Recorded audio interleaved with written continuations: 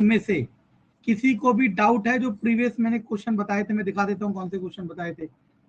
ये थोड़ा देखिए, एक तो ये वाला क्वेश्चन करना था, एक ये वाला, एक ये वाला, ये तीनों क्वेश्चन में डाउट है, जो भी जुड़ा हुआ है उन सबको।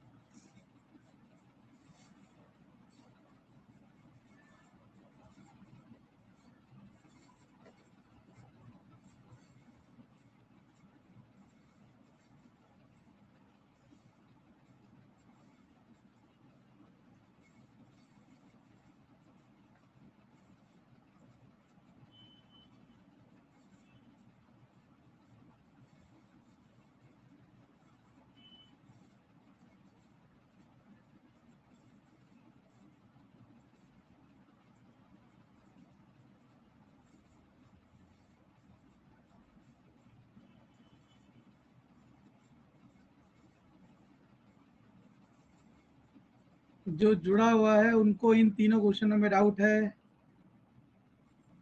सर नहीं है। No sir.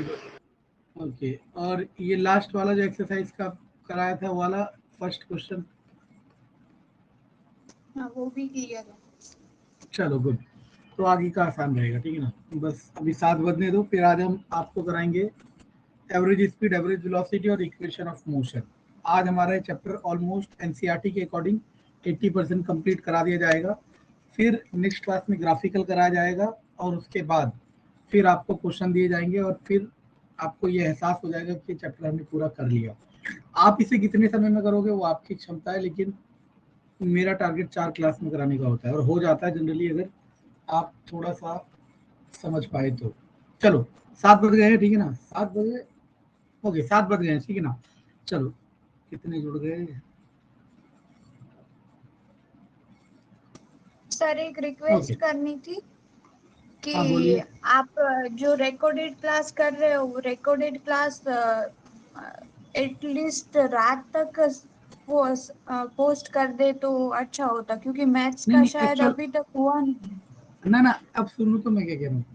ये जो रिकॉर्डेड क्लास है ना, ये मैं पोस्ट नहीं कर रहा, ये जो एप्लीकेशन है ना, इसमें मैं बस इसे रिकॉर्डिंग ऑन कर रहा हूँ। ये एप्लीकेशन एप्लीकेशन इसे अपलोड कर रही है, और उसमें कुछ एरर हो गया शायद, इस वजह से नहीं हो पाई। साइंस वाली तो हो गई थी 1-2 घंटे, जनरली 1-2 घंटे लगता है। तो जो क्लास रिकॉर्ड, मतलब मैं रिकॉर्ड कर रहा हूँ और एप्लीकेशन की वजह से नहीं हो पा रही है, वो मैं आपको संडे को दोबारा पढ़ा दूंगा एग्जैक्ट एज इट इज, क्योंकि अब मेरा फॉल्ट तो है नहीं, एप्लीकेशन में टेक्निकल एरर है, क्योंकि मैं अपलोड नहीं करता, वो अपलोड ये एप्लीकेशन करती है अपने आप, ठीक है। Okay okay sir, thank you. Okay, चलो चलो स्टार्ट करते हैं, ठीक है ना। तो अब हमारे पास सबसे पहला टॉपिक जो आता है वो आता है, अच्छा मैं स्पीड वेलोसिटी होगी ना, मैंने स्पीड वेलोसिटी पढ़ा दिया था आप लोगों को?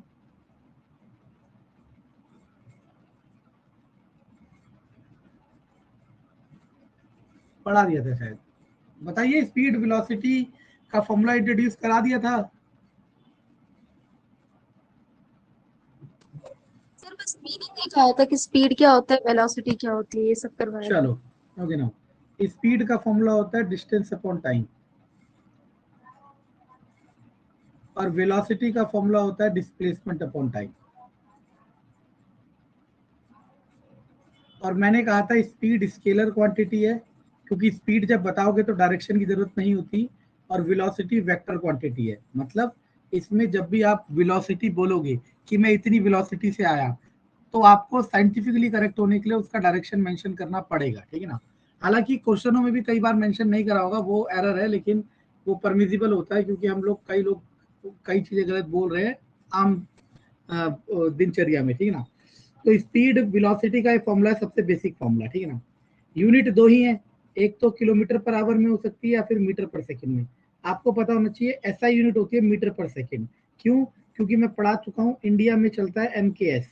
हर कंट्री का अपना मेजरिंग यूनिट सिस्टम होता है। इंडिया का एमकेएस, एम फॉर मीटर, के for kilogram, S for second. यानी कि जितना भी डिस्टेंस होगा मीटर में होना चाहिए एसआई यूनिट के लिए, जितना भी मास होगा किलोग्राम में होना चाहिए और जितना भी टाइम होगा वो सेकंड में होना चाहिए। तो ऐसा यूनिट क्या है, मीटर पर सेकंड है, ठीक है ना। लेकिन आपको जनरली किलोमीटर पर आवर या मीटर पर सेकंड दोनों में अवेलेबल होगी, ठीक है ना। तो जब भी किलोमीटर पर आवर को मीटर पर सेकंड में चेंज करना होगा तो आपको इसको मल्टीप्लाई करना है 5/18 से, और जब भी मीटर पर सेकंड से किलोमीटर पर आवर में चेंज करना है तो आपको मल्टीप्लाई करने का 18/5 से। ये कहाँ से आया मैं ये भी बता देता हूँ। जैसे फॉर एग्जाम्पल आपके पास है किलोमीटर पर आवर और आपको इसको कन्वर्ट करना है मीटर पर सेकंड में, तो आपको पता होना चाहिए 1 kilometre is equal to 1000 metre. तो यानी कि आपने किलोमीटर को तो मीटर में कन्वर्ट कर दिया, अब आवर को किस में कन्वर्ट करना है, सेकंड में। 1 आवर इक्वल टू 60 मिनट, ठीक है ना। और फिर मिनट को कन्वर्ट करोगे 1 मिनट इक्वल टू 60 सेकेंड। तो ये आपने आवर को किस में कन्वर्ट कर दिया, सेकंड में। और अगर आप लोग ये जानते हो कि 1 आवर इक्वल टू 3600 सेकेंड तो वो भी अच्छा है, ठीक है ना, आएगा वही। 2 जीरो से 2 जीरो कैंसिल हो गया, 2 5 दा 2 3 दा दैट इज 5/18। यानी कि जब भी किलोमीटर पर आवर को मीटर पर सेकंड में कन्वर्ट करना हो तो हमें उसे किससे मल्टीप्लाई करना है, 5/18। और जब मीटर पर सेकंड से किलोमीटर पर आवर जाना हो तो इसका रिवर्स ही होगा, इनवर्स जिसे आप लोग कहते हो, 18/5 होगा, ठीक है ना। तो आपको होगा क्या, कई जगह किलोमीटर पर आवर में देगा, कई जगह मीटर पर सेकंड में देगा।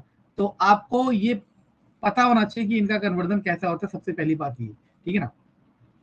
अब एक फॉर्मूला और आता है जिसका नाम है एवरेज स्पीड और एवरेज वेलोसिटी।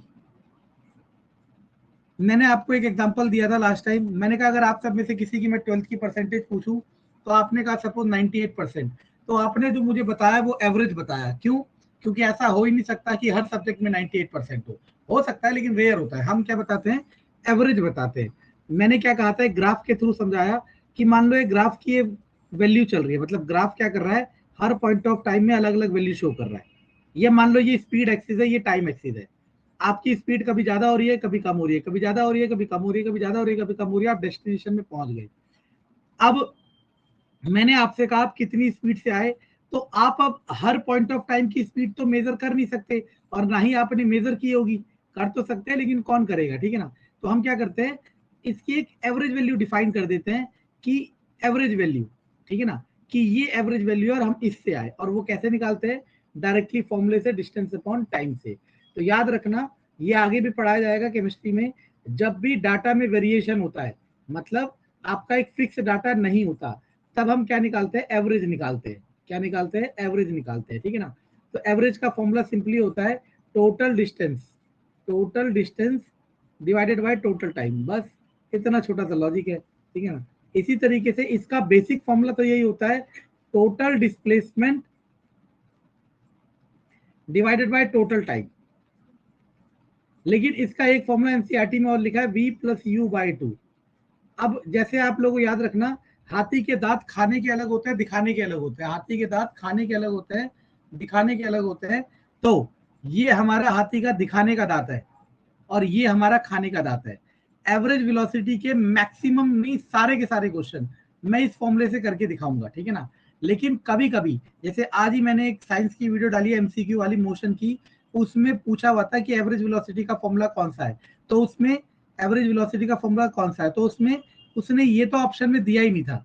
ऑप्शन में बस एक यही था और चार ऑप्शन, बाकी तीन ऑप्शन गलत थे। तो ये हमारा क्या है, हाथी का दिखाने वाला दांत है, v+u/t, ठीक है ना। और अगर आप इसे समझना चाहो तो ये पता है क्या है, ये अर्थमेटिक मीन है। आपने कभी अर्थमेटिक मीन निकाला है, माध्य है, कैसे, जैसे मानो आपके 20 नंबर आए और एक सब्जेक्ट में 30 नंबर आए। अब मैं कहूँ इनका एवरेज निकालो, तो आप क्या करते हो, दोनों को ऐड करते हो, डिवाइडेड बाय 2 करते हो, 50/2 दैट इज 25। तो यहाँ पे भी इन्होंने यही करा, u हो गया पहले वाली speed that is initial velocity, v हो गया फाइनल वेलोसिटी, और डिवाइडेड बाय 2 इसलिए क्या, क्योंकि दो वेलोसिटी थी, ठीक है ना। तो ये आपका एवरेज स्पीड और एवरेज वेलोसिटी का फॉर्मूला है। यहां तक किसी को कोई डाउट है इसमें?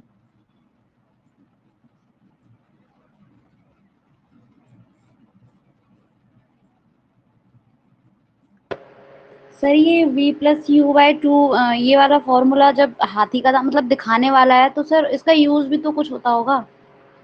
हाँ नहीं, अगर मैं इसके ऊपर क्वेश्चन बनाऊंगा कि आपको u और v दूंगा और पूछूंगा एवरेज वेलोसिटी कैसे होगी, तभी इसका इस्तेमाल होगा। लेकिन ना तो एनसीईआरटी में इसका इस्तेमाल हो रहा है, ना ही आर डी शर्मा में, मतलब आर डी शर्मा में अगर 100 क्वेश्चन एवरेज वेलोसिटी को उठाऊंगा तो 4 या 5 में इसका इस्तेमाल हो रहा है बस।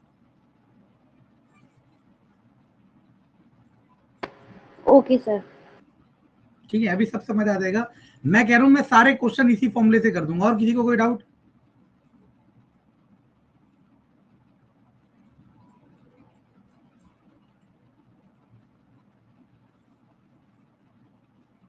चलो गुड। अब सुनो, अब मैं आपको एवरेज स्पीड का पहले एक क्वेश्चन करा देता हूं, ठीक है ना। जैसे क्वेश्चन नंबर 3 देखो आप सब, क्वेश्चन नंबर 3 पढ़िए आप सब।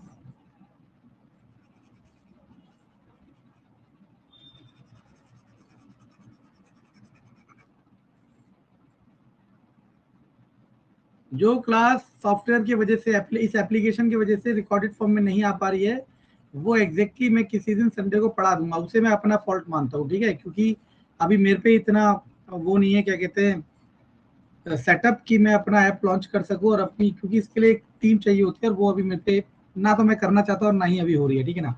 तो वो मैं अपना फॉल्ट मानूंगा। क्वेश्चन नंबर 3 देखिए, देखो क्वेश्चन नंबर 3 में कह रहा है कि कोई भी है, अब्दुल है, वो ए से बी किसी जगह पहुंच गया 20 की स्पीड से, 20 किलोमीटर पर आवर, ठीक है ना, और फिर वापस आ गया 30 किलोमीटर पर आवर की स्पीड से, ठीक है ना।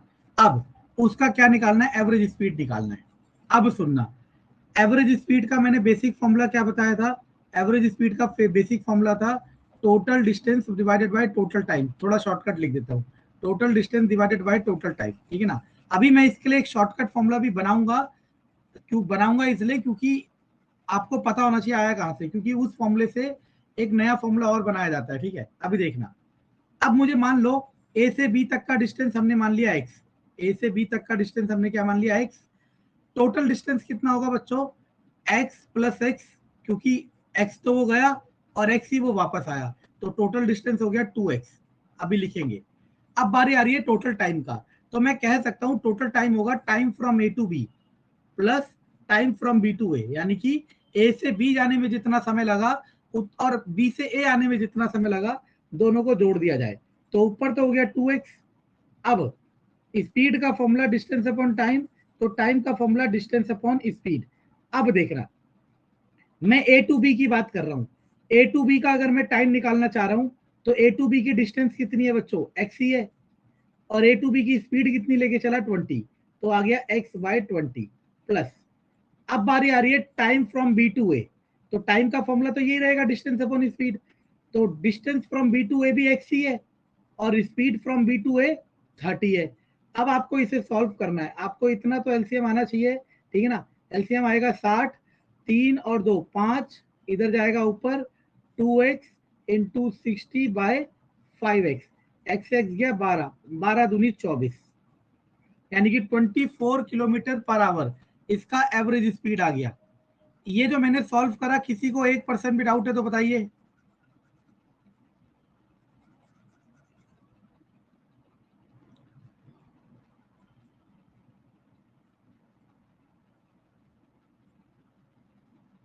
ओके, लेकिन अब ना एक गलती बच्चे जनरली करते हैं, जब भी ये क्वेश्चन एमसीक्यू में आएगा ना बच्चों, इसमें एक ऑप्शन 25 जरूर देगा, और जिसने पेपर दिए हैं कभी उसे पता होगा इस वाले क्वेश्चन में यही डाटा में 25 जरूर देता है। वो 25 इसलिए देता है क्योंकि कई बच्चे एवरेज को यहाँ पे कैसे कैलकुलेट करते हैं, मैथमेटिकल सेंस में कैलकुलेट करते हैं कि average equal to sum of observation divided by number of observation, इसलिए एक ऑप्शन में 25 जरूर लिखा होता है, ठीक है ना। लेकिन अब बात आती है कि पेपर में अगर ये क्वेश्चन आएगा, पेपर में अगर ये क्वेश्चन आएगा तो आपको देखो बेसिक तरीका यही है, नो डाउट, और करना इसी से, नो डाउट। लेकिन एवरेज स्पीड का एक फॉर्मूला होता है 2s1 multiply s2 divided by s1 plus s2। ये डायरेक्ट फॉर्मूला है एवरेज स्पीड का। कब लगाना है? जब आपको दो स्पीड दे रखी हो और एवरेज स्पीड पूछ रखा हो। मैंने बार बार कहा ट्रिक में और कंसेप्ट में क्या अंतर होगा, ये ट्रिक लेवल चल रहा है तो कंसेप्ट से ही, लेकिन ये फॉर्मूला है डायरेक्ट तो ट्रिक लेवल चल रहा है। ये सिर्फ जब ही इंप्लीमेंट हो पाएगा जब आपको दो स्पीड दे रखी होगी और एवरेज स्पीड पूछेगा। इसके अलावा कोई सा भी केस होगा तो ये वाला फॉर्मूला आंसर नहीं देगा, तब हमें आंसर क्या देगा? सिर्फ ये देगा। लेकिन इसको मैं इसलिए करा रहा हूं क्योंकि जनरली 99% केसेस में एवरेज स्पीड का यही क्वेश्चन आता है जिसमें दो स्पीड दी होती है।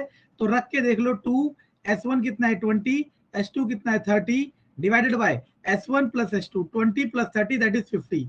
5 से ये गया, इधर से गया 4, 4 to the 8, 3 the 24 kilometre per hour. किसी को डाउट है इसमें?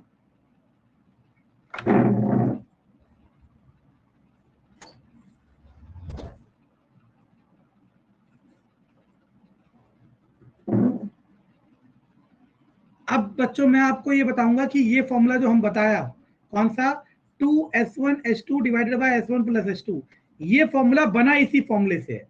क्योंकि जब आपने ये सीख लिया ना तो इसमें 3 स्पीड वाला भी क्वेश्चन आता है। हालांकि आपके पेपर में तो आया नहीं अभी तक। क्यों नहीं आया? क्योंकि आपका पेपर एक ही बार आया है, मतलब 2018 के बाद पैटर्न चेंज होने के बाद एक ही बार पेपर हुआ है। तो अभी एनालिसिस या फिर हम एक्सपेक्ट नहीं कर सकते कि क्या आएगा। लेकिन अगर एवरेज स्पीड आपके कोर्स में है तो मैक्सिमम 3 स्पीड तक का क्वेश्चन आता है। हमें तो सारे फॉर्मूले रटे हुए और रटने का तरीका एक ही है कि आप उन्हें समझ लो। 3 स्पीड का फॉर्मूला है, मैं लिख देता हूं, अभी आपको बताऊंगा। 3S1 S2 S3 मल्टीप्लाई है सब 1 2 प्लस 2 3 प्लस 3 1। हो सकता है अभी आपको समझ ना आ रहा, अभी मैं कराऊंगा सब समझ आएगा। अभी मैं पहले इस वाले एवरेज स्पीड को डिराइव करता हूं, ठीक है ना, निकालता हूं कि ये स्पीड का फॉर्मूला कहां से आया। तो देखते रहना। मान लो ये ए से बी है, डिस्टेंस है x, जाने की स्पीड S1, आने की स्पीड S2। तो एवरेज स्पीड का फॉर्मूला मैंने क्या बताया था? Total distance divided by total time. Total distance कितनी होगी बच्चों? x जाना और x आना। टाइम, टाइम क्या होगा? Time from A to B plus time from B to A. देखो आपको लग रहा होगा कईयों को कि क्या सीख रहे हैं बेफालतू की चीजें। मैं सच बता रहा हूं, मेरे लिए बहुत काम आसान होता, मैं डायरेक्टली ये फॉर्मूला इंट्रोड्यूस करा था, क्योंकि इस फॉर्मूले से आपके सारे क्वेश्चन हो जाएंगे। लेकिन क्या पता क्या है, हम क्या जानते हैं। तो आप देखो x 2x हो गया। टाइम का formula speed is equal to distance upon time, तो टाइम का फॉर्मूला डिस्टेंस अपॉन स्पीड। तो time from A to B क्या होगा? Distance from A to B divided by speed from A to B plus time from B to A क्या होगा? Distance from B to A divided by speed from B to A. अब इसे solve करना है। देखो हो सकता है आप सब में से कईयों को यहाँ वेरिएबल वाला एलसीएम लेना ना आता हो, तो सीख लो कैसे लेते हैं। S1 S2 को यहाँ मल्टीप्लाई करके लिख देते हैं, S2 को इसके साथ मल्टीप्लाई कर देते हैं और S1 को इसके साथ, जिसे हम क्रॉस मल्टीप्लीकेशन कहते हैं, ठीक है ना। ये सबसे ऊपर जाता है तो 2x के साथ कौन आ गया? S1 S2, और नीचे क्या आ गया? x कॉमन लिया, S1 प्लस S2। यहाँ x से x कट गया तो 2S1 S2 divided by S1 plus S2। ये हमारा एवरेज स्पीड का फॉर्मूला हो गया।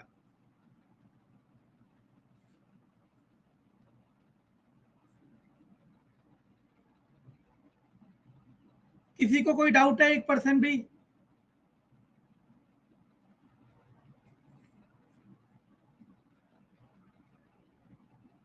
किसी को कोई डाउट है?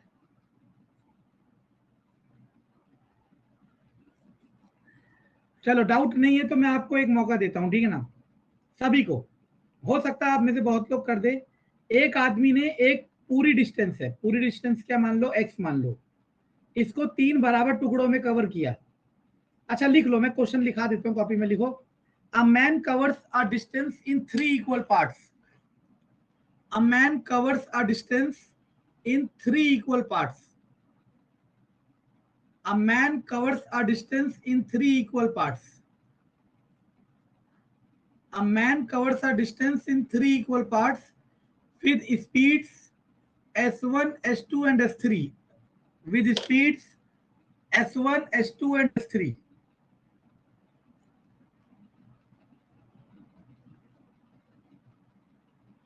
With speeds S1, S2 and S3. With speeds S1, S2 and S3. Find its average speed.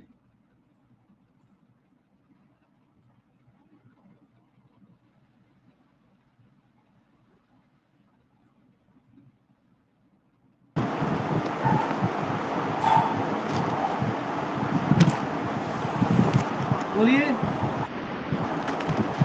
3s1 by में s1s2 प्लस s2s3 प्लस में s3s1। गुड, ठीक है। आपको यकीन नहीं होगा, S2 S3 मैंने 8 तक बना रखा है फॉर्मूला, मतलब सिर्फ अपनी खुजली के लिए कि कितने तक चल सकते हैं, 12 तक भी कर सकते हैं, 15 तक भी कर सकते हैं। लेकिन ये प्रैक्टिकल फैक्ट है, आप चाहो मानो ना मानो, आप सब एग्री करेंगे इस बात से कि 3 से ज्यादा स्पीड में ये क्वेश्चन एवरेज स्पीड का कभी बनेगा ही नहीं आपके लिए, क्योंकि 3 तक बहुत ज्यादा होता है। तो मैं यही बिलीव करता हूं कि अगर आप एवरेज स्पीड सीख रहे हो और इस वाले फॉर्मूले को सीख रहे हो तो इस वाले को भी जरूर सीखो, क्योंकि अगर आप यहां तक आ गए इसके बाद कोई एंड ही नहीं है, क्वेश्चन बनेगा ही नहीं। 3 से ज्यादा स्पीड मैंने इवन IIT जेईई के पेपर में भी नहीं देखा है, ठीक है ना। आपका पेपर तो बहुत उसके सामने बहुत माइनर है, ठीक है ना। ओके, मैं बताऊं आप लोगों को ये कैसे आया जिसको नहीं हो रहा।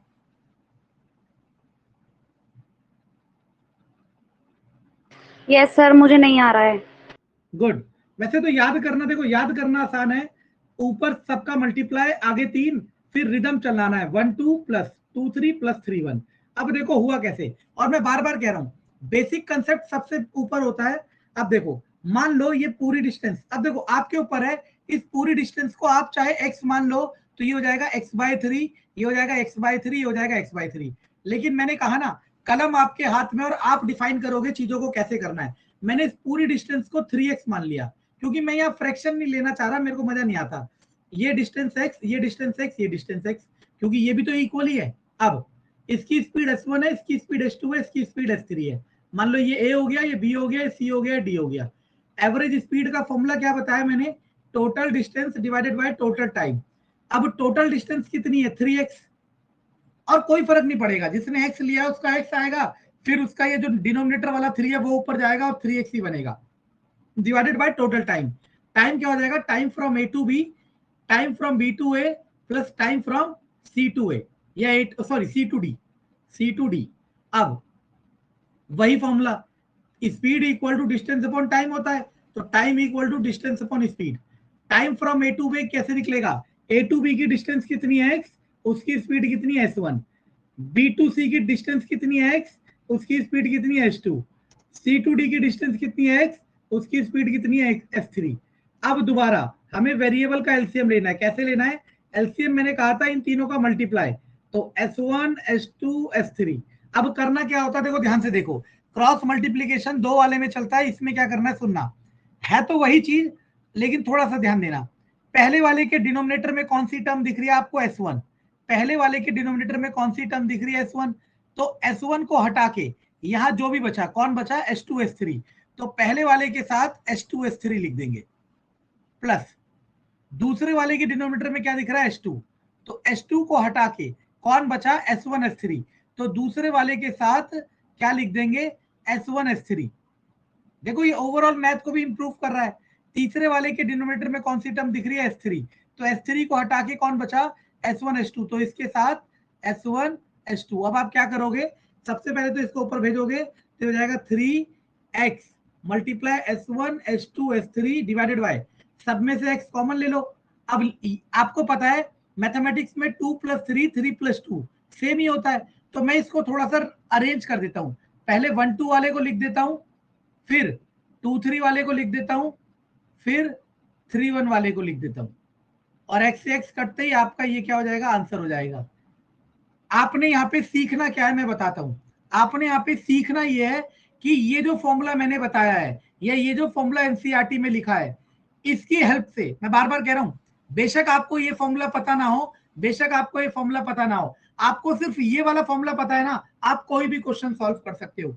इन दोनों को अलग से याद करने की जरूरत नहीं है, लेकिन फिर दोबारा कह रहा हूं, लेकिन ये वाले फॉर्मूले याद हो जाएंगे जब आप इसे बहुत बार प्रैक्टिस करोगे।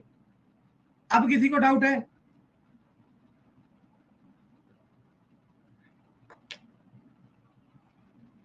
ओके चलो,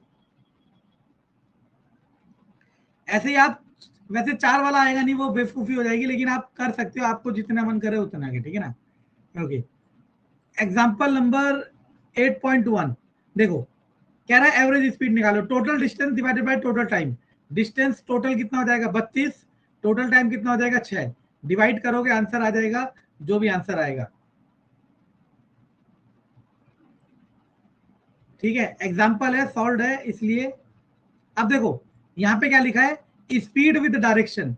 speed with direction is equal to velocity. मैंने आपको लास्ट क्लास में बताया था वेलोसिटी और स्पीड का फिजिकल एस्पेक्ट दोनों का सेम होता है, बस एक वेक्टर क्वांटिटी है और एक स्केलर क्वांटिटी है, बस दोनों का मतलब फिजिकल मीनिंग सेम होता है, ठीक है ना, ऑलमोस्ट, ठीक है ना। चलो, ये एवरेज वेलोसिटी का एक फॉर्मूला लिखा हुआ है जो हमने बताया था u प्लस वी बाई 2, ठीक है ना, जहां यूज होगा दिखाएंगे। ओके, ये 5 क्वेश्चन है, फटाफट 5 क्वेश्चन है, फटाफट आप सब देखें और बताएं कौन कौन सा क्वेश्चन आपको नहीं समझ आ रहा, चाहे किसी को भी हो बताएं, मैं कराऊंगा एक एक करके।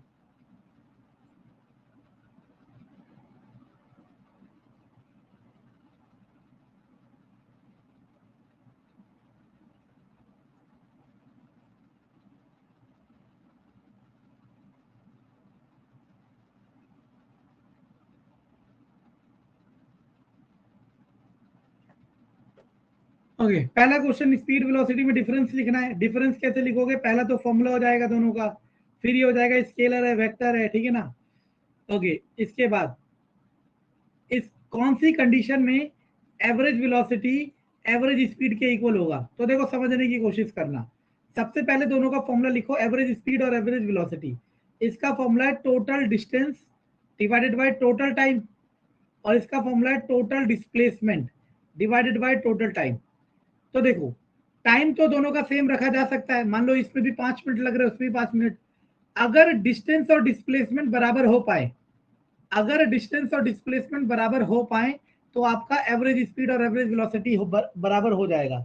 और मैंने लास्ट क्लास में कंडीशन बताई थी, अगर आपका पाथ स्ट्रेट होगा, सीधा होगा, तब आपका एवरेज स्पीड मतलब तब आपका डिस्टेंस डिस्प्लेसमेंट के इक्वल हो सकता है, और वही कंडीशन यहाँ पे भी फॉलो करेगा।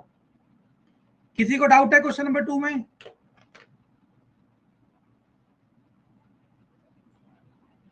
ओके, आप सबको पता होना चाहिए ऑडोमीटर वो होता है जो डिस्टेंस मेजर करता है गाड़ियों में, गाड़ी कितनी चली है, जो मीटर होता है उसे कहते हैं ऑडोमीटर।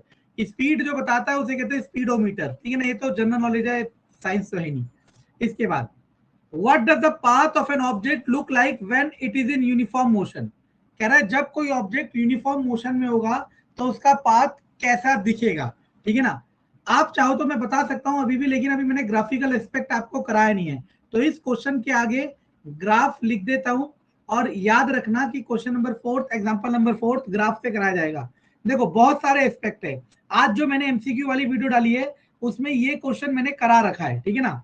उसमें मैंने क्या बताया कि मान लो अगर ये स्पीड है और ये डिस्टेंस है, सॉरी डिस्टेंस और टाइम है, तो अगर इसका ग्राफ सीधा जाता है मतलब जितना आपका डिस्टेंस चेंज हो रहा है उतना ही टाइम चेंज हो रहा है, इनका जो चेंज है वो क्या है, सेम है, तो अब इसे क्या कहते हैं, यूनिफॉर्म मोशन कहते हैं। अगर ये स्पीड है और ये टाइम है, अगर ये स्पीड है और ये टाइम है, तो ग्राफ सीधा होगा, तब हम इसे क्या कहेंगे, यूनिफॉर्म मोशन कहेंगे, ठीक है ना। तो वो अलग अलग तरीके हैं ग्राफ के हिसाब से। तो जब ग्राफ कराऊंगा, जो मैंने कहा ना अभी कि आज की क्लास में मैं इसका न्यूमेरिकल पोर्शन 80% कंप्लीट कर दूंगा। हाँ बोलिए। सर मुझे थर्ड क्वेश्चन में समझ नहीं आया, what does the odometer of an automobile measure. अच्छा, आपने कभी स्कूटी बाइक कुछ देखी है? हाँ जी। स्कूटी में एक मीटर होता है जो ये बताता है कितने किलोमीटर चली है, जिसमें किलोमीटर लिखा आता है कि इतने किलोमीटर चल गई, जी। उस मीटर को ऑडोमीटर कहते हैं। अच्छा। Okay good. क्वेश्चन नंबर 4 में ग्राफिकल जब कराऊंगा तब कराऊंगा, वैसे अभी बता भी चुका हूं लेकिन अभी समझ नहीं आएगा इसलिए मैं इसको कंसीडर नहीं कर रहा। अच्छा, आप लोगों को ये सब पता होगा कि अर्थ से सन की दूरी कितनी है, अर्थ से मून की दूरी कितनी है, मतलब पता आपको नहीं है लेकिन वैसे तो कैलकुलेटेड है, गूगल पे टाइप करो मिल जाएगा, किसी ना किसी साइंटिस्ट ने कैलकुलेट कर रखा है। अर्थ से मार्स की दूरी कितनी है, कभी आपने सोचा ये डिस्टेंस मेजर कैसे करी जाती है? ऐसा तो नहीं है कोई इंच टेप से मेजर कर रहा है, उसे मेजर करने का जो तरीका है वो एग्जैक्ट तरीका इस क्वेश्चन में एक्सप्लेन कर रखा है। अगर आप इस क्वेश्चन को फील करते हैं, समझते हैं, तो आपको ये क्लियरली समझ आ जाएगा कि प्लेनेटरी डिस्टेंस कैसे मेजर की जाती है। अब एक क्वेश्चन क्या कह रहा है समझने की कोशिश करते हैं। ये अर्थ है, ये कोई स्पेसशिप है, ठीक है, सैटेलाइट मान लो, स्पेसशिप। यहाँ से कह रहा है अर्थ पे सिग्नल भेजा जा रहा है, यहाँ से कह रहा है अर्थ पे सिग्नल भेजा जा रहा है, और उस सिग्नल की स्पीड जो है, उस सिग्नल की जो स्पीड है वो है 3 × 10⁸ मीटर पर सेकेंड। अब सबसे पहले आपको मैं बता देता हूं, 3 × 10⁸ मीटर पर सेकेंड स्पीड ऑफ लाइट होती है, आपको ये याद रखना है। अच्छा, ये मानते हो आप सब कि बिना प्रकाश के कुछ भी नहीं हो सकता? ये तो आप सभी को पता है कि अगर सनलाइट नहीं पहुंचेगी अर्थ तक तो उसके बिना कुछ नहीं हो सकता। तो उसी के सम्मान में ये वैल्यू याद कर लो कि 3 × 10⁸ स्पीड ऑफ लाइट होती है। हालांकि ये लाइट किस में होती है? वैक्यूम में होती है, मतलब जब कोई मीडियम नहीं होता, ठीक है ना, यानी कि अर्थ के बाहर कोई भी मीडियम नहीं है, एयर है नहीं, तो वहां पे जो लाइट ट्रेवल करके आएगा वो 3 × 10⁸ मीटर पर सेकेंड की स्पीड से ट्रेवल करके आएगा। और मैं अभी आपको एक चीज बता देता हूं कि आपके जैसे मैं आपको पढ़ा रहा हूं, तो मेरी डिवाइस से जो सिग्नल आप तक पहुंच रहे हैं, मेरी डिवाइस से जो सिग्नल आप तक पहुंच रहे हैं वो पहुंच रहे हैं इलेक्ट्रोमैग्नेटिक वेव्स के फॉर्म में। जिसने भी साइंस बैकग्राउंड थोड़ा सा पढ़ा उसे समझ आएगा। और इलेक्ट्रोमैग्नेटिक वेव्स का नेचर एग्जैक्टली वही होता है जो सनलाइट का नेचर होता है, ठीक है ना। और इसकी भी वैक्यूम में स्पीड कितनी होती है? 3 × 10⁸ मीटर पर सेकेंड होती है। अब मैं आपको एक थोड़ा सा एनालिसिस देता हूँ, एक समझने की कोशिश करना। ये 3 × 10⁸ मीटर पर सेकेंड कितना आसानी से याद हो जाएगा, आपको कोशिश करना। 3 × 10⁸ मीटर पर सेकेंड दिया है, इसका मतलब 3 के पीछे 8 जीरो, ठीक है ना। आप 3 जीरो को हटा के किलोमीटर कर दो, 1 2 3 4 5 किलोमीटर पर सेकेंड, यानी कि 3 लाख किलोमीटर पर सेकेंड, यानी कि एक सेकंड में 3 लाख किलोमीटर ट्रेवल कर जाती है सनलाइट। मान लो आपका गांव है 600 किलोमीटर, सोचो 600 किलोमीटर, तो ये एक सेकंड के 500वें भाग में ट्रेवल कर जाएगी, ठीक है ना। यानी कि ये वैल्यू बहुत बहुत बहुत ज्यादा होती है, ये मैं समझाना चाह रहा था। आगे का आते हैं इस क्वेश्चन में।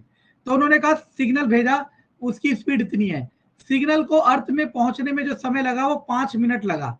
आपने यहां देखना है कि यहाँ पे सेकंड दिया है, तो इसको भी सेकंड में करना पड़ेगा।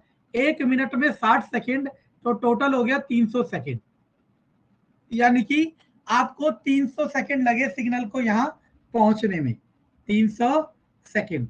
आपको यहाँ पे एक और चीज और बता देता हूं, सोचो लाइट एक सेकंड में कितने किलोमीटर ट्रेवल कर रही है बच्चों? 3 लाख किलोमीटर ट्रेवल कर रही है। सुनने की कोशिश करना मैं क्या कह रहा हूं।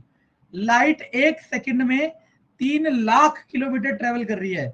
उस सिग्नल को 300 सेकंड लगे हैं आने में, उस सिग्नल को 300 सेकंड लगे हैं, मतलब 3 लाख गुणा 300, तो 9 लाख, 90 लाख, 9 करोड़, 9 करोड़ किलोमीटर दूर बैठे हैं वो स्पेसशिप हमसे। समझ आ रहा है मैं क्या कह रहा हूं? 9 kilometre far away from the earth that spaceship is. आप समझ रहे हो? अगर आपको आपके घर से 1000 किलोमीटर दूर भेज दे, आप मछली की तरह तड़पने लगोगे, वो इतनी दूर बैठा है स्पेसशिप, ठीक है ना।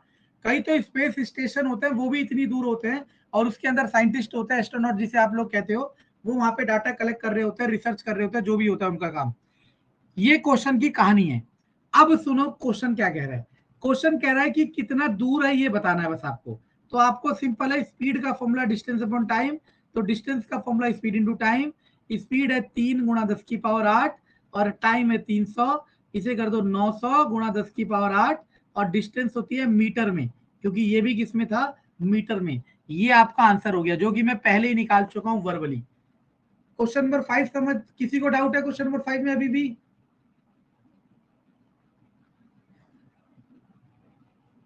चलो, आपको हैरानी होगी मैं आपको क्या कह रहा था कि किसी भी सैटेलाइट से या किसी भी प्लेनेट से या किसी भी प्लेनेटरी ऑब्जेक्ट से डिस्टेंस कितना अर्थ का, उसको पता लगाने का तरीका यही है।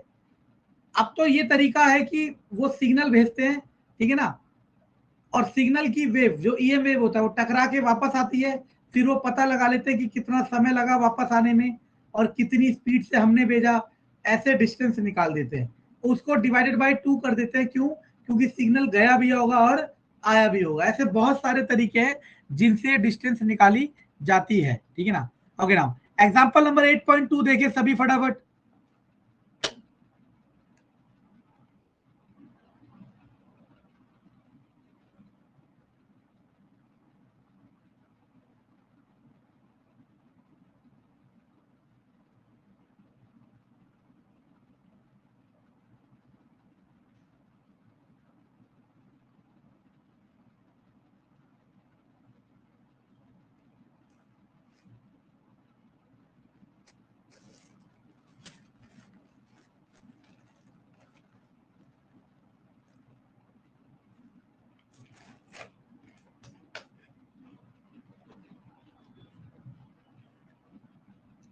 वो कह रहा है कार के ओडोमीटर में 2000 दिखा रहा था, जब आपने कार चला के बंद की तो 2400 दिला रहा था। इसका मतलब है 2000 किलोमीटर पहले से चली हुई थी, अब चल गई 2400। तो आपने कितनी चलाई? 400 किलोमीटर चलाई, और टाइम कितना लिया? 8 घंटे। स्पीड का formula distance upon time, that is 400/8, 50 kilometre per our.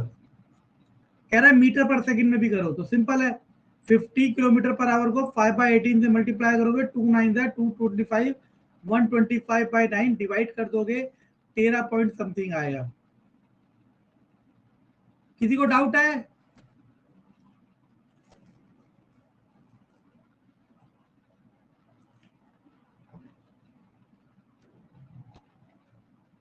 Question number 8.3 देखिए फटाफट।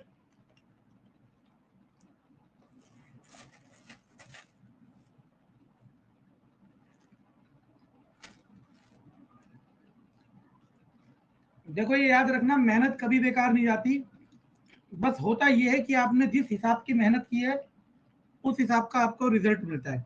मान लो आप सब में से बहुतों का ये साइंस और मैथ अच्छा हो गया, तो आप लोग किसी अच्छे प्राइवेट स्कूल में भी पढ़ा सकते हैं। हालांकि तैयारी जिसकी कर रहे हैं वही करना है, लेकिन मैं सबसे रेयरेस्ट केस बता रहा हूँ, ऐसा भी कर सकते हो, ठीक है ना।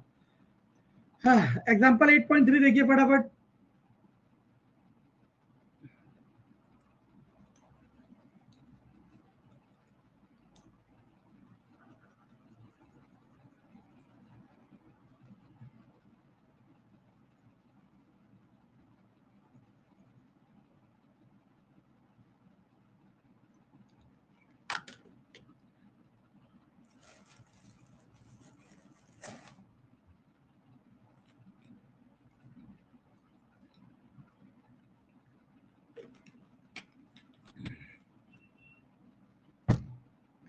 किसी को कोई भी डाउट है तो मैं बताऊं?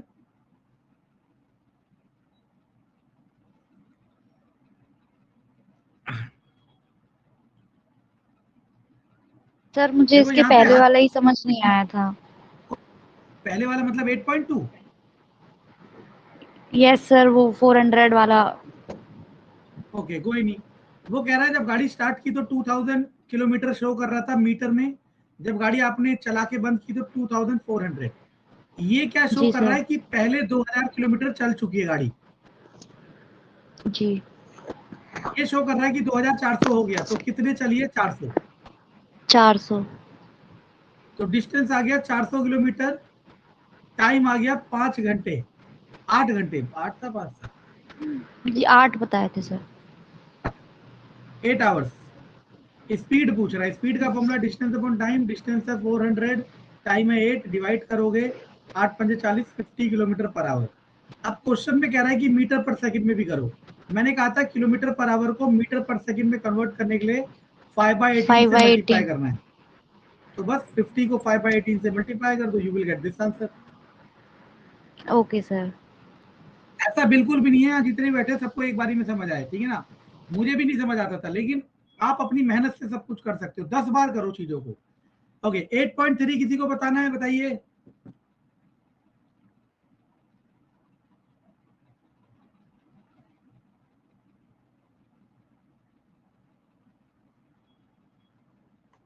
एट पॉइंट थ्री किसी को बताना है? बताइए।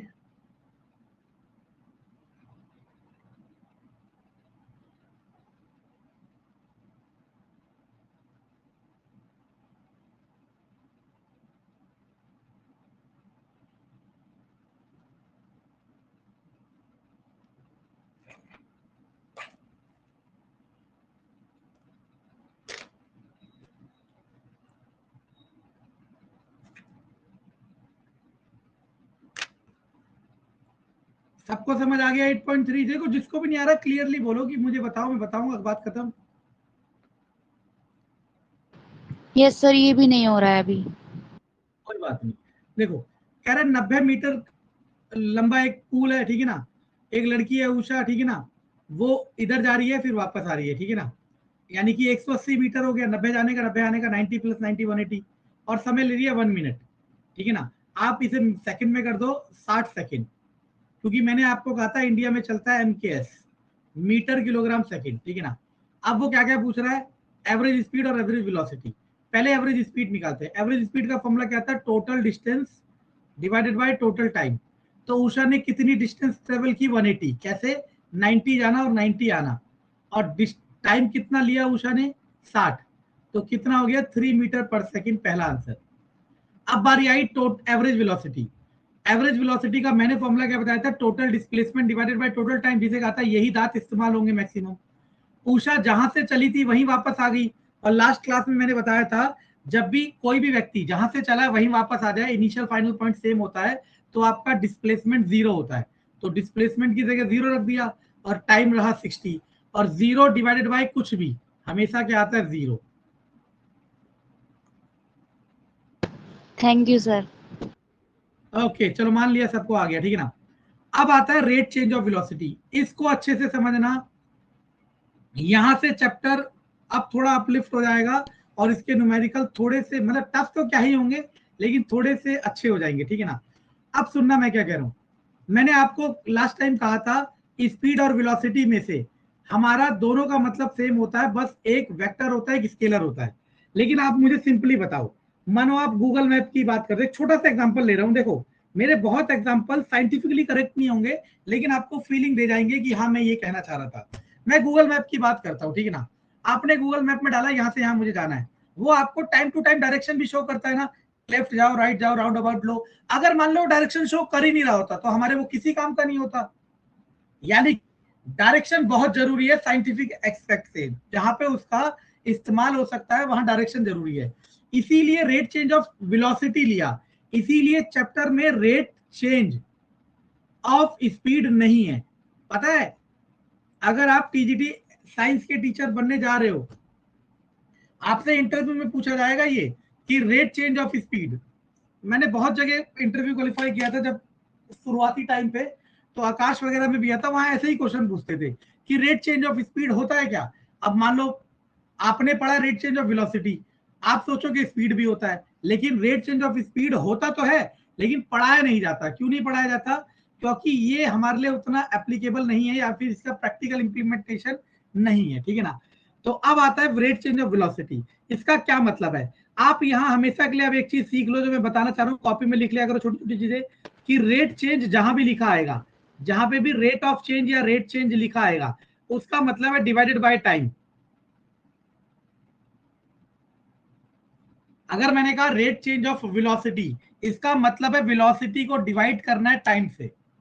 अगर मैंने कहा रेट चेंज ऑफ एक्सेलरेशन, इसका मतलब velocity, sorry, rate change of acceleration मतलब एक्सेलरेशन को डिवाइड करना है टाइम से। अगर मैंने कहा रेट चेंज ऑफ मोमेंटम, तो मोमेंटम को डिवाइड करना है टाइम से। आप सब में से कोई बता सकता है रेट चेंज ऑफ मोमेंटम ये कौन से लॉ में आता है या कहां पढ़ा है आपने? सर न्यूटन के सेकंड लॉ में आपके वीडियो में पढ़ा था। हाँ गुड। न्यूटन का second law F equal to ma पढ़ते हैं हम लोग, एनसीईआरटी में भी ma लिखा है, लेकिन F इक्वल टू ma होता ही नहीं है। न्यूटन का सेकंड लॉ होता है dp/dt, change in momentum divided by change in time. इससे ये फॉर्मूला बनता है।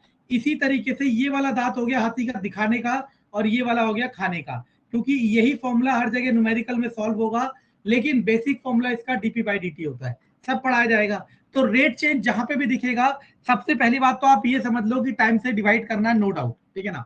अब इस टॉपिक का मतलब समझाता हूं। मान लो आप वेलोसिटी, स्पीड की बात नहीं कर रहा, क्यों, क्योंकि स्पीड में डायरेक्शन नहीं होती। मान लो आप किसी वेलोसिटी से चल रहे हो, मानो 60 की वेलोसिटी से चल रहे हो इस तरफ, क्या आपकी हमेशा वेलोसिटी 60 रहेगी? नहीं। 60 किलोमीटर पर आवर हमेशा 60 रहेगी? नहीं, कभी ज्यादा हो सकती है, कभी कम, कभी ज्यादा हो सकती है, कभी कम। यानी कि आपकी वेलोसिटी हमेशा टाइम हमेशा चेंज हो सकती है, और आपको पता होना चाहिए। जैसे मान लो मैंने कहा आपकी क्लास मैंने 7 से 8 बजे तक ली, तो आपने कहा कि सर ने क्लास 1 घंटा ली, लेकिन मैं पता क्या कह रहा हूं कि मैंने class time of change 1 hour लिया, क्योंकि 7 से 8 1 घंटा चेंज है, मतलब 8 बजे में से 7 बजे घटाएंगे तो 1 घंटा आएगा। मतलब टाइम हमेशा चेंज होता जा रहा है, हर पॉइंट ऑफ, मतलब कोई भी मोशन हो, कोई भी चीज हो, चाहे मोशन हो, चाहे फोर्स हो, चाहे कुछ हो, टाइम हमेशा कंटिन्यूअसली इंक्रीज होता जा रहा है। तो इसीलिए जब कोई फिनोमिना स्टार्ट होता है तो तब कुछ टाइम होता है, जब आपने वो एक्सपेरिमेंट या फिनोमिना खत्म कर दिया तब कुछ और समय होगा। तो हम क्या करते हैं, इन दोनों समय को माइनस कर देते हैं और यही समय होता है चेंज इन टाइम। ठीक है ना, ये बात समझ लेना। अब इसके बाद मैंने क्या कहा, आपकी वेलोसिटी चेंज होती जा रही है और टाइम के रिस्पेक्ट में चेंज हो रही है। क्यों हो रही है? क्योंकि टाइम हर समय कॉन्टिन्यूसली मूव करता जा रहा है। तो यहां से क्या दे दिया कि जब भी आपका वेलोसिटी का चेंज होगा विद रिस्पेक्ट टू टाइम, यानी कि डिवाइडेड बाय टाइम, इसको इन्होंने नाम दे दिया एक्सेलरेशन। यानी कि इस नई टर्म को क्या नाम दे दिया? एक्सेलरेशन। क्या नाम दे दिया? एक्सेलरेशन। आप सबको पता होगा, जो स्कूटी चलाते हैं, बाइक चलाते हैं, कार चलाते हैं, कुछ भी चलाते हैं, एक स्कूटी बाइक में लीवर, वो क्या कहते हैं, थ्रॉट, जो भी कहते हैं, घुमाते हैं इसे, उसे एक्सेलरेटर कहते हैं। और कार में भी जो पैडल होता है उसे एक्सेलरेटर कहते हैं। क्यों? क्योंकि वो पैडल या वो जो घुमाने वाला होता है, क्या कहते हैं उसे? थ्रॉटल कहते हैं क्या? पता नहीं क्या कहते हैं। किसी को पता है बाइक में जो घुमाते हैं जिससे रेस बढ़ती है उसे क्या कहते हैं? थ्रॉटल।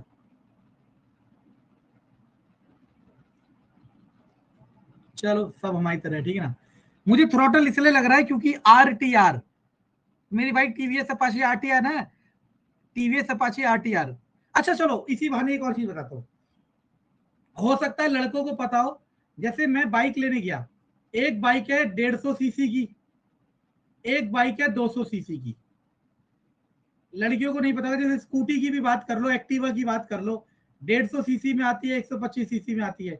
ये सीसी क्या होता है, किसी को पता है? No sir. लड़कों आपको पता है सीसी क्या होता है? अच्छा सुना तो है आपने सीसी, या मैं ही सुना रहा हूं? यस सर, सुना सुना है है। सर, ये माइलेज के लिए होता है सर, ये इंजन की माइलेज के लिए नहीं बोलते हैं मैं कह सर। रहा हूँ सीसी क्या होता है। मैंने कहा पानी क्या होता है, आपने कहा पानी से मैं कपड़े धो सकता हूँ, नहा सकता हूँ। मैंने पानी पूछा है, तो आप कहोगे हाइड्रोजन ऑक्सीजन का मिक्सचर है पूरे शोवन। सीसी क्या है मुझे बताओ।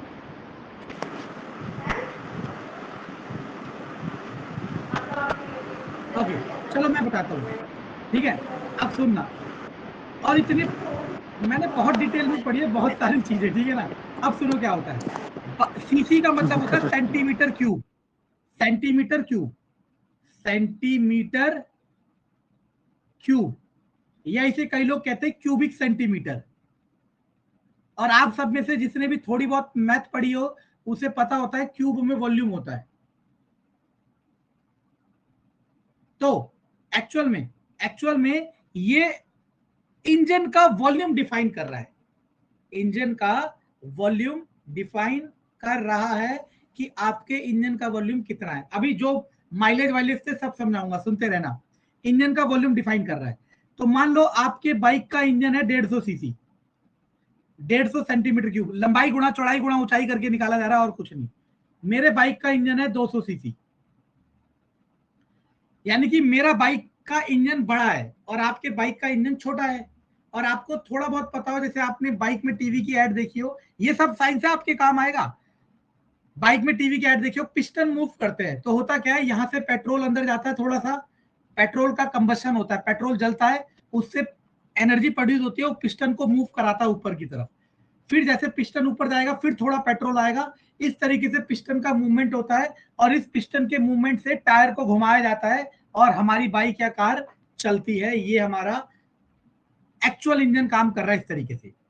आपका इंजन का वॉल्यूम छोटा है, मेरा इंजन का वॉल्यूम बड़ा है। मतलब एक बारी में मान लो आपके इंजन में इतना पेट्रोल आएगा तो मेरे एक बारी में इंजन में ज्यादा पेट्रोल आएगा, क्योंकि मेरा वॉल्यूम बड़ा है।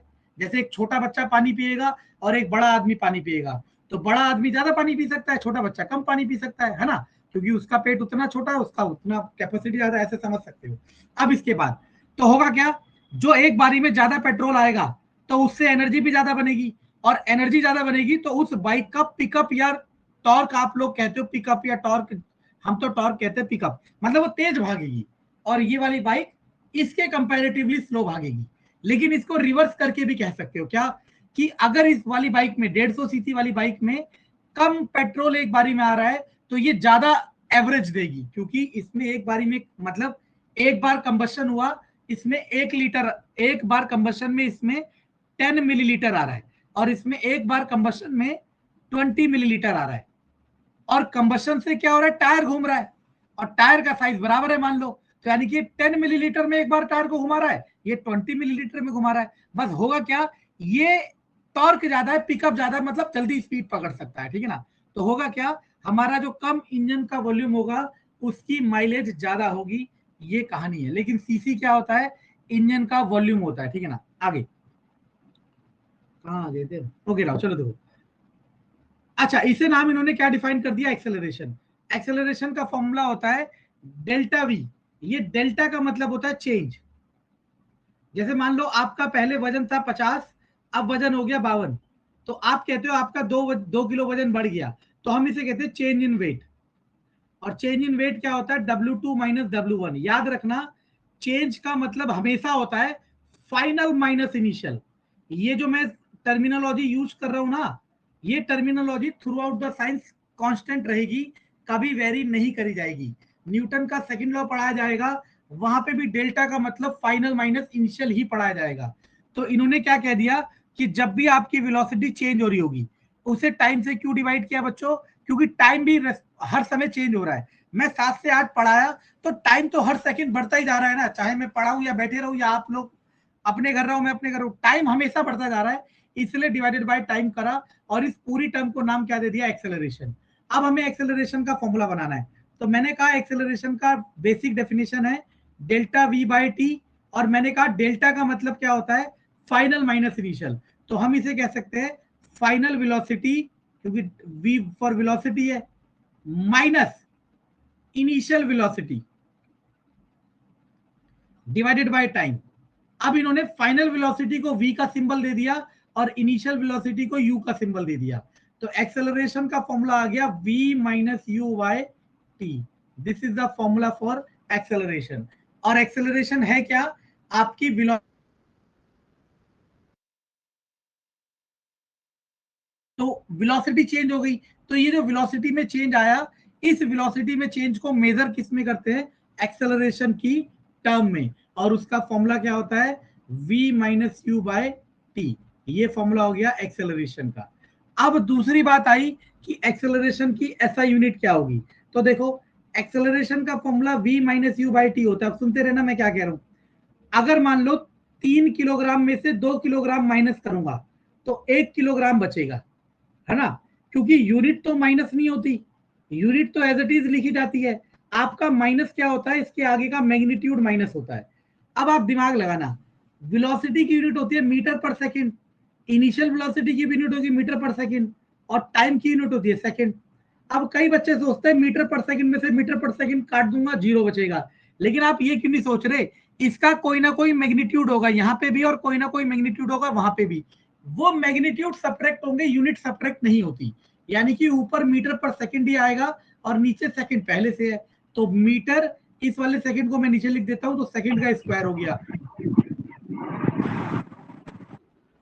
बोलिए किसी को कोई डाउट।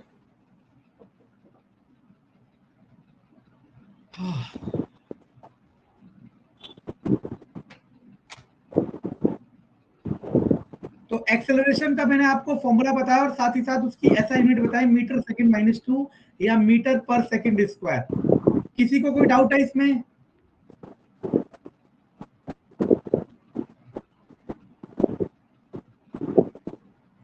ओके, किसी का माइक ऑन है, मुझे लगा डाउट पूछ रहे हैं। चलो हाँ बोलिए। सर डाउट तो इसमें वैसे तो नहीं होता है सीखने के टाइम पे, लेकिन जब क्वेश्चन आता है सर तो हम रिलेट नहीं कर पाते कि ये एक्चुअली हमसे पूछना क्या चाह रहा है। हाँ, उसके लिए एक ही तरीका है, प्रैक्टिस प्रैक्टिस प्रैक्टिस। आप देखो करना क्या, मैं आपको कितना, ऐसा तो नहीं अब मैंने फीस ले लिया, वैसा तो नहीं कि मैं आपको टरका दूंगा। मैं क्या कह रहा हूँ अभी भी सुनना, वही बात पहले भी। आप कोई भी क्वेश्चन उठाओ एक्सेलरेशन का, किताब बहुत है, मैं कह रहा हूँ एनसीईआरटी से ऊपर कुछ करने की जरूरत नहीं है, पूरे नंबर आएंगे मैथ साइंस में। किताब उठाओ, मानो यही वाला क्वेश्चन आपने उठाया, ठीक है ना, जब घर पे उठाया मतलब आज के बाद उठाया, आपने देखा आपको नहीं समझ आया, आपने अगली क्लास में मुझसे पूछ लेना कि सर आप मुझे एक एक लाइन पढ़ के बताओ और आपको कैसे पता चला कि ये बता रहा है, मैं बताऊंगा। नहीं समझ आया, मैं आपको एक एक लाइन पढ़ के बताऊंगा ये चीजें दे रखी है, ये है, और फिर भी आपको समझ नहीं आ रहा तो आपको उसको बार बार करने की जरूरत है। ऐसी बहुत चीजें हमें भी समझ नहीं आई थी अपने टाइम पे, और हम भी बहुत बार करने के बाद सीखे। जहां आप अटक रही हो मैं आपको मदद कर सकता हूँ, इतना मैं कर सकता हूँ, आपको नहीं, जितने भी बच्चे यहाँ जुड़े हैं मैं सबको। इंडिविजुअल क्वेश्चन आपका कोई भी हो, जैसे मैं कोशिश करूंगा कि 7 बजे क्लास है तो 5-10 मिनट पहले ज्वाइन कर लूं, आपके जो भी डाउट हो इंडिविजुअल वो भी वहां पे ले लिए जाए, ठीक है ना। ओके, जैसे एग्जांपल नंबर 8.4 करते हैं। अब वो कह रहा है स्टार्टिंग फ्रॉम स्टेशनरी। याद रखना, एक नोट डाल के एक लाइन लिख लो, whenever object start from rest, whenever object start from rest its initial velocity is 0। ये तो बेसिक सेंस है लेकिन फिर भी लिखवा दिया, whenever object start from rest its initial velocity 0।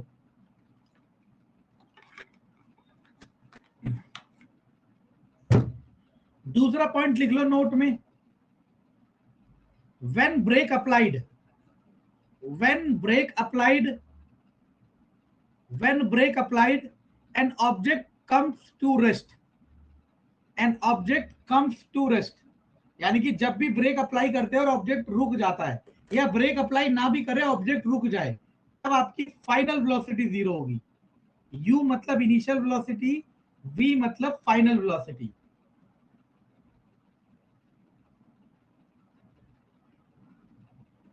u मतलब इनिशियल, फाइनल, v मतलब फाइनल। मैं यहाँ पे बहुत सारी चीजें बताया जा रहा हूँ और ये सारी चीजें अभी आप इकट्ठे नहीं करोगे ना, बाद में पेपर में इनमें से एक आएगी। और याद रखना, पेपर होने के बाद मैं आपको, क्योंकि पैसा तो प्राइमरली क्यों लिया वो एक अलग वजह है, लेकिन मेरा मेन मोटिव है कि अपने आप को प्रूफ करना। पेपर जिस दिन आपका हो जाएगा उसके अगले दिन या उसी शाम को मैं आपको पेपर के क्वेश्चन जो भी आपके आए थे प्लस अपनी वीडियो में वो वाला पॉइंट दिखाऊंगा कि मैंने कहा ये पॉइंट बता रखा था। नोट, देखो एक्सेलरेशन का formula v minus u by T होता है बच्चों। अब थोड़ा मैथमेटिकली चलो, अगर v की वैल्यू बड़ी है u से, मतलब मान लो v 50 है u 40 है, तो प्लस का आएगा, तो एक्सेलरेशन की वैल्यू पॉजिटिव आएगी। और अगर v की वैल्यू छोटी है u से, तो एक्सेलरेशन नेगेटिव आएगा। और जब भी एक्सेलरेशन नेगेटिव आएगा तब उसका नाम हो जाता है रिटार्डेशन। रिटार्डेशन का मतलब ऐसे समझ सकते हो कि आप अपनी गाड़ी को ब्रेक लगा रहे हो ताकि गाड़ी धीरे धीरे रुके, तो अब गाड़ी रुक रही है, यानी कि आपकी गाड़ी की वेलोसिटी तो चेंज हो रही है, और वेलोसिटी में चेंज को एक्सेलरेशन कहा था। लेकिन यहाँ पे वेलोसिटी का चेंज डिक्रीज हो रहा है क्योंकि आप गाड़ी को रोक रहे हो, नेगेटिव में होगा। इस केस में इसको नाम दे दे रिटार्डेशन। जैसे मैंने आपको कहा कि आपके बैंक अकाउंट में इतने रुपए, तो आप खुशी के मारे पागल हो जाओगे, है ना। अगर मैंने इसके आगे माइनस लगा दिया ना, तो आप गम के मारे पागल हो जाओगे, क्योंकि माइनस का मतलब है आपने इतना लोन ले रखा है, माइनस का मतलब है आप पे इतना कर्जा है, ठीक है ना। अब सुनना, या तो माइनस लिखा जाएगा या फिर डेप्ट लिखा जाएगा। मैं ऐसे नहीं लिखूंगा -100 रुपीज डेप्ट, कभी नहीं लिखूंगा। मैं या तो 100 रुपीज डेप्ट लिखूंगा या फिर -100 रुपीज लिखूंगा।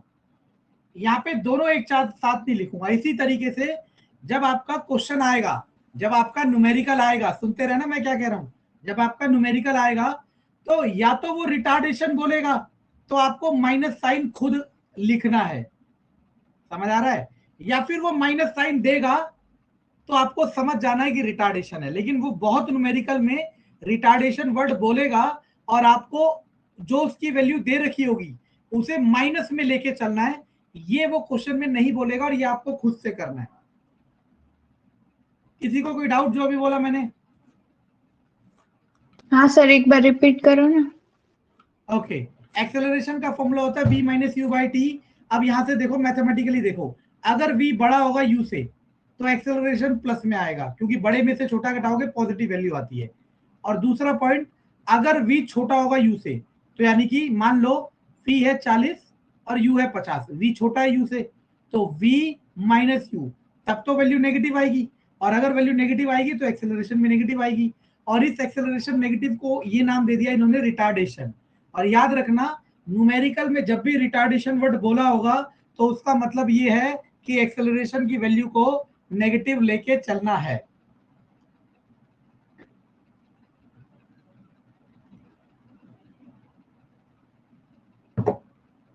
किसी को कोई डाउट इस अभी जो बताया, देखो मैं बार बार कह रहा हूं, अब आप एक चीज दिमाग लगाओ, जो बहुत अच्छा है मैथ्स में आप सब में से, वो तो ये, वो साइंस में वो तो ये समझ जाएगा लेकिन क्या कभी एनसीईआरटी क्लियरली ये सारी बात कहती? कभी नहीं कहती। कहती तो जरूर, लेकिन इतने क्लियर फॉर्मेट में कभी नहीं कहती। इसीलिए टीचर्स की जरूरत है और कोई जरूरत नहीं है, ठीक है ना। आगे अब क्वेश्चन देखते हैं। एग्जांपल 8.4 कह रहा है starting from stationary position. Stationary का मतलब होता है रेस्ट, रुका हुआ। तो यानी कि इसने हमें इनडायरेक्टली कह दिया कि u है 0। सारा पेज भर दिया मैंने।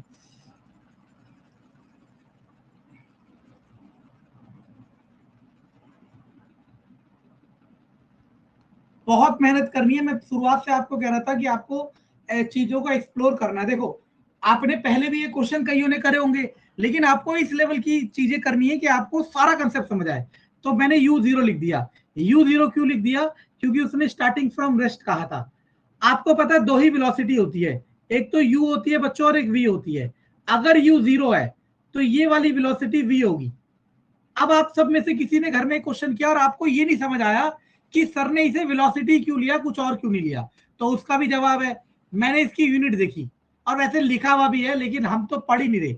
आपको यकीन नहीं होगा, जो भी थोड़ा सा भी अच्छा हो जाएगा फिजिक्स में, मैं कह रहा हूँ हम 100 क्वेश्चन करेंगे तो हम एक की भी इंफॉर्मेशन पढ़ते ही नहीं है, हम सारे डाटा लिखते हैं। और आपको भी इस पे आना है प्रैक्टिस से। टाइम है 30। कह रहा है अच्छा अब गाड़ी 6 पे चल रही थी, मतलब देखो ये डायग्राम देखो, 0 से चली 6 पे आ गई कितने समय में? 30 सेकंड में। अब 6 पे चल रही थी लेकिन उसने ब्रेक लगा दिए, और जरूरी नहीं है कि ब्रेक लगा के हर बार रुके, धीरे भी हो सकता है, और गाड़ी धीरे हो गई 4 पे हो गई, और अब लगा 5 सेकंड। अब कह रहे हैं एक्सेलरेशन निकालो दोनों केसेस में। सबसे पहले तो क्वेश्चन पढ़ो और आपको ये डाटा, कोई ऐसा है जिसको ये समझ नहीं आ रहा कि डाटा में ये सब लिखा हुआ है जो मैंने यहाँ लिख दिया? Excuse me sir. सर बोलिए। आप कह रहे हो ना, कि जैसे मीटर सेकंड का आपने यूनिट देखा और आपको पता लग गया वेलोसिटी है, तो स्पीड, हाँ अगर स्पीड का भी तो मीटर पर सेकंड होता है। हाँ गुड। मैंने भी आपको जब टॉपिक स्टार्ट किया था ये बताया था कि स्पीड का चेंज तो पढ़ते ही नहीं है हम। अच्छा। ठीक है, आप ये काम भी कर सकते हो, कल वाले को छोड़ के, कल वाला लेक्चर पता नहीं कहाँ ऐप में चला गया, आप ना इसे जब सुनोगे बाद में, तो मैं जो कई चीजें बोल रहा हूँ उसे भी पॉइंट बना के लिख लेना, क्योंकि वो सब चीजें किताब में क्लियरली नहीं दी। चलो देखो आ देखो, आपको कह रहा है इस वाले केस का भी एक्सेलरेशन निकालना है, इस वाले केस का भी। तो पहले मैं इस वाले केस का निकाल देता हूँ। एक्सेलरेशन का formula v minus u by T.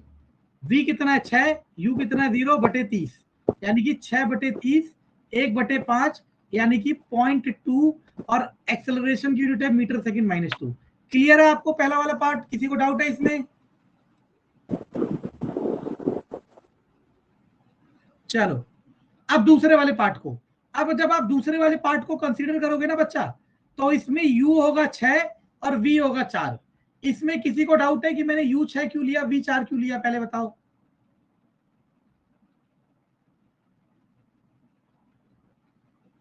हाँ चलो, एक्सेलरेशन होता है v minus u by T.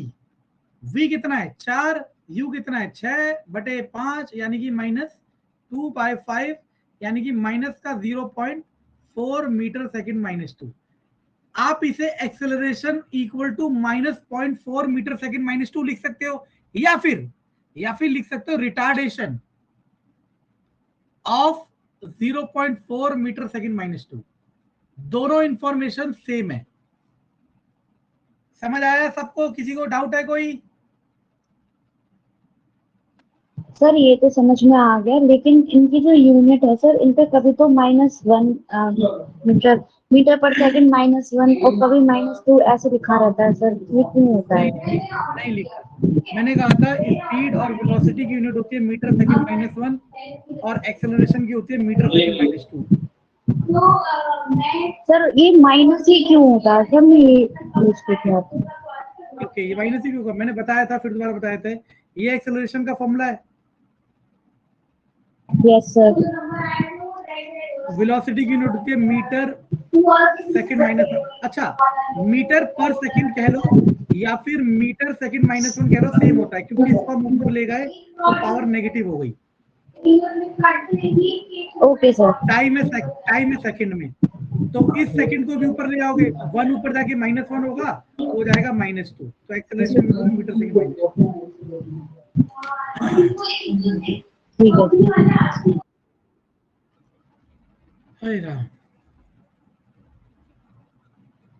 अब आपके पास आता है ये क्वेश्चन नंबर 1, 2, 3। सबसे पहले क्वेश्चन नंबर 2 और 3 देखो फटाफट, 1 मैं कराता हूं।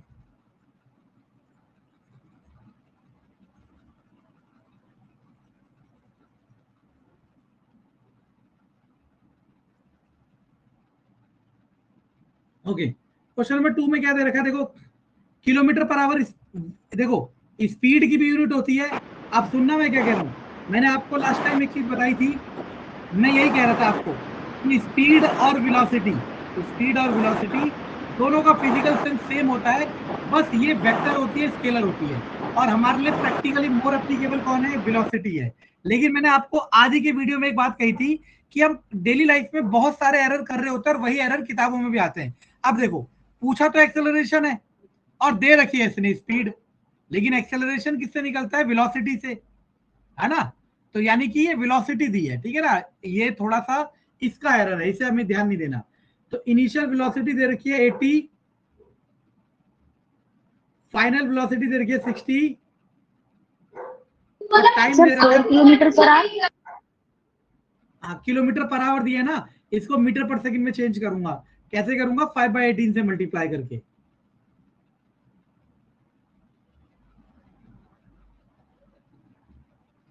तो आप फिर एक्सेलरेशन का फॉर्मूला लगाओगे v - u/t। किसी को डाउट है, सॉल्व आप ही करना, थोड़ा समय ले जाएगा। क्वेश्चन नंबर 3 देखो, कह रहा है स्टार्टिंग फ्रॉम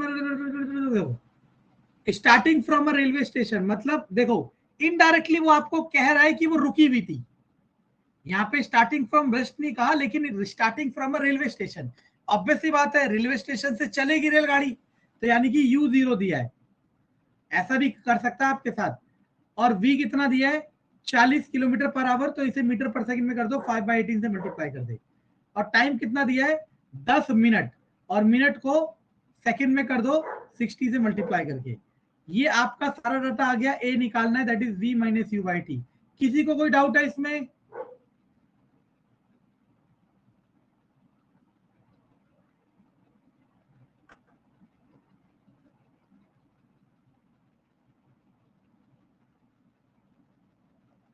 किसी को कोई डाउट है इसमें? मैं बार बार कह रहा हूं एनसीईआरटी में सफिशिएंट कंटेंट है करने के लिए। अच्छा, अब आते हैं uniform and non uniform acceleration. देखो इस वर्ड को याद रख लो, यूनिफॉर्म का मतलब होगा कि जब ग्राफ आपका इस तरीके से जाएगा, इस तरीके का मतलब है कि आपका जितना चेंज एक्स एक्सिस में हो रहा है उतना ही चेंज वाई एक्सिस में होना चाहिए। अगर यहाँ 2 का इंक्रीमेंट हुआ है तो यहाँ भी 2 का इंक्रीमेंट होना चाहिए, मतलब दोनों का जो चेंज है, रिस्पेक्ट है, वो सेम होना चाहिए। और नॉन यूनिफॉर्म का मतलब इसके अलावा कुछ भी हो सकता है, ठीक है ना। क्योंकि अगर मैं इस तरीके का ग्राफ बनाता हूं तो देखो यहां थोड़ा चेंज हो रहा है, वहां कुछ और चेंज होगा, यहां थोड़ा चेंज हो रहा है, वहां कुछ और चेंज होगा, वहां थोड़ा चेंज हो रहा है, वहां कुछ और चेंज होगा। ये यहां दिख नहीं रहा क्योंकि मैं प्रिसाइजली ड्रॉ नहीं कर रहा। लेकिन जब भी ग्राफ y = x का होता है, y = x का ग्राफ होता है इस तरीके का, सीधा इस तरीके का कोई ग्राफ होगा, तब आपका जो एक्सेलरेशन होगा वो यूनिफॉर्म होगा। अगर इसको छोड़ के कोई सा भी ग्राफ होगा वो नॉन यूनिफॉर्म होगा। ये भी मैं ग्राफ में कराऊंगा, अभी नहीं करा रहा, ठीक है ना। मेरा तरीका यही है कि मैं न्यूमेरिकल के बाद ग्राफ स्टार्ट कराऊंगा, फिर सारे ग्राफ वाले जो मैंने मार्क करे वो एक साथ करा दिए जाएंगे। यहां तक क्लियर है आपको? Yes sir. चलो अब देखो कुछ क्वेश्चन एक्सरसाइज में बताए तो जो आपको करने हैं।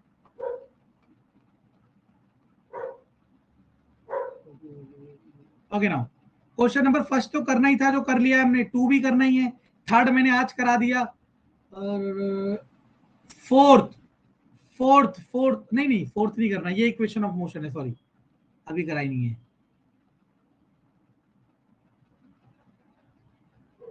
चलो अब आते हैं इक्वेशन ऑफ मोशन। 3 इक्वेशन है, एक है v = u + at। अगर आप ढंग से देखो तो अभी आपने ए का फॉर्मूला पढ़ा था v minus u by t, t को उधर भेजोगे तो क्या हो जाएगा a t equal to v minus u, u को उधर भेजोगे तो v equal to u plus a t. तो ये इक्वेशन और ये इक्वेशन दोनों एक ही है, ठीक है ना। एक होती है s equal to u t plus half a t square, ये प्लस और वो टी है, और एक होती है 2as equal to v square minus u square. यहाँ पे a होता है एक्सेलरेशन, s होता है डिस्टेंस या डिस्प्लेसमेंट, कुछ भी कह लो, ठीक है ना। u होता है इनिशियल वेलोसिटी, v होता है फाइनल वेलोसिटी, और t होता है टाइम।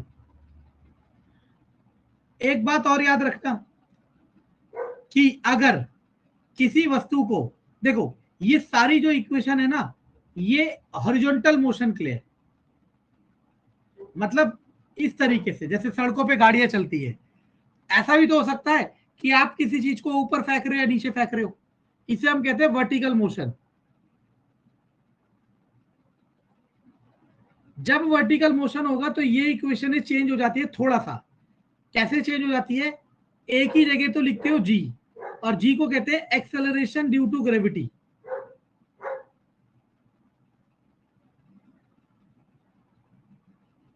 इसकी value 9.8 metre second minus 2, unit वही है जो इसकी है, या फिर किताब वाला कई बार 10 कहेगा तो 10 रख देना अप्रोक्सीमेट वैल्यू, और डिस्टेंस की जगह रखा जाएगा हाइट। क्योंकि दिमाग लगाओ, अगर एक सीढ़ी आपने ऐसे रखी है, कोई चीज ऐसे रखी है, तो वो उसकी डिस्टेंस है। अगर इसी को मैं खड़ा कर दूंगा तो वो डिस्टेंस किस में कन्वर्ट हो जाएगी, हाइट में। तो पहली इक्वेशन बन जाएगी v equal to u plus g t, कोई रॉकेट साइंस नहीं है, बहुत आसान है। दूसरी बन जाएगी h equal to u t plus half g t square. तीसरी बन जाएगी 2gh equal to v square minus u square. आपको ये तीन इक्वेशन याद करनी है। वर्टिकल के केस में a की जगह g लिखना है और s की जगह h लिखना है, ये याद करना और वहां रिप्लेस कर देना है। अब 2 पॉइंट लिखने हैं नोट करके। क्या? पहला पॉइंट कि अगर किसी वस्तु को ऊपर की ओर फेंकोगे, तो ऊपर की ओर जब भी किसी वस्तु को फेंकोगे तो उसका जो फाइनल वेलोसिटी होगा 0 होगा। आप किसी पत्थर को ऊपर की ओर फेंक के देखो, आप कितनी भी ऊपर फेंको, सबसे हाईएस्ट पॉइंट पे जाके वो वापस आएगा। यानी कि सबसे हाईएस्ट पॉइंट पे उसकी वेलोसिटी 0 हो गई, इसलिए वो और ऊपर नहीं जा पा रहा, इसलिए वो वापस आ रहा है। इसलिए जब किसी वस्तु को ऊपर की ओर फेंकेंगे तो उसका फाइनल वेलोसिटी 0 लेंगे और एक्सेलरेशन की वैल्यू माइनस का जी लेंगे। अभी बताऊंगा क्यों, इसको भी एक्सप्लेन करूंगा। दूसरा पॉइंट नोट डाल के आपको लिखना है कि जब किसी वस्तु को नीचे की तरफ छोड़ेंगे, अब आप कहोगे छोड़ना और फेंकना दो अलग चीज होती है। आपने किसी चीज को हाइट से ड्रॉप कर दिया, वो अलग चीज है। आप किसी चीज को हाइट से फेंक रहे हो, वो अलग चीज है। अब देखना, मैं आपको शुरुआत में क्या कह रहा था, जो मेरे को यूट्यूब से फॉलो कर रहा है, कि 11th में भी मोशन है, 9th में भी मोशन है। 11th क्लास में फेंकने वाला भी है, लेकिन 9th क्लास में सिर्फ छोड़ने वाला है। कितना बारीक अंतर है, समझ रहे हो? यही आपको समझना और क्या करना है क्या नहीं करना है। जब भी किसी चीज को ड्रॉप करेंगे तो उसका इनिशियल वेलोसिटी 0 होता है, क्योंकि जब आप किसी चीज को छोड़ते हो तो छोड़ने से जस्ट 1 सेकंड पहले तक उसकी वेलोसिटी क्या थी, 0 थी, और एक्सेलरेशन की वैल्यू को प्लस का जी लेंगे। अब मैं आपको ये बता देता हूं कि यहां माइनस जी क्यों लिया, वहां प्लस जी क्यों लिया। अगर आप सब में से कोई ये समझना नहीं चाहता, डायरेक्ट याद करने का ट्रिक चाहता है, तो उसको याद करने का ट्रिक बता देता हूं। जनरली चांद हमें ऐसे दिखता है, चंदा मामा में ऐसा दिखता है ना आधा, तो चांद को खींच दो बिल्कुल, तो क्या हो जाएगा, सीधा। सीधा मतलब माइनस। और चांद हमें कहां दिखता है, ऊपर की ओर। तो बस जब भी ऊपर की ओर कोई वस्तु जाएगी, तो हमें एक्सेलरेशन माइनस लेना है। ये याद करने का जुगाड़ है, और नीचे की ओर प्लस। लेकिन समझ लो, एक्सेलरेशन का फॉर्मूला क्या होता है, v minus u by T, यही था ना बेसिक फॉर्मूला। ऊपर की ओर फेंक रहे तो v 0 है, ऊपर की ओर फेंक रहे तो v 0 है। अगर v को 0 लेता हूं तो acceleration minus u by T, यानी कि एक्सेलरेशन की वैल्यू क्या आ जाएगी, नेगेटिव आ जाएगी। ये वही कंसेप्ट हो गया जब u बड़ा है v से, जो मैंने अभी बताया था।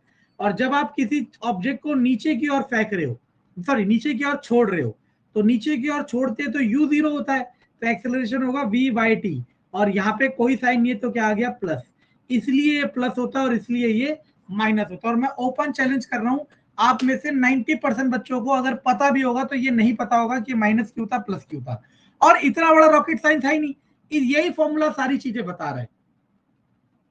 किसी को कोई डाउट है?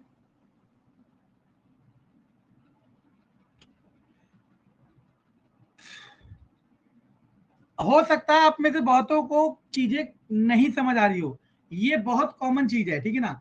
जब भी हम, आप नहीं मैं भी, अपने एक स्तर से ऊपर की चीजें सीखने की कोशिश करता हूं तो दिक्कत होती है, लेकिन आपके पास रिकॉर्डेड वीडियो सेव है, प्लस मैं अवेलेबल हूं, आप 10 बार पूछेंगे मैं 10 बार बताऊंगा, लेकिन कंडीशन यही है कि पहले आपने उसमें अपना पूरा एफर्ट्स लगाना है, नहीं समझ आएगा तो मैं यहाँ पे हूं, ठीक है क्लास?